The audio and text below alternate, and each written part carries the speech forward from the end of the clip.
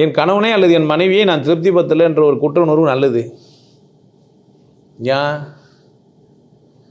நீங்கள் இன்னும் வளர போகிறீங்க, இன்னும் நீங்கள் மாற்றத்தை ஏற்படுத்த போகிறீங்க. இல்லைன்னா நீங்கள் உங்கள் மனைவியை நேசிக்கிறீங்க, இல்லை உங்கள் கணவரை நேசிக்கிறீங்க. அப்போன்னா உங்களுக்கு அப்போது ஓகே, நல்லதும் கூட. அவங்களுக்கு சுதந்திரம் கொடுக்குறீங்க, இல்லை நீங்கள் இன்னும் கொஞ்சம் வளர பார்க்குறீங்க, நல்ல ஆரோக்கியமான உணவு எடுக்க பார்க்குறீங்க, தூங்குறீங்க, மதிக்கிறீங்க. உங்கள் பார்ட்னரை நீங்கள் மதிக்கிறீங்க, தப்பு இல்லை.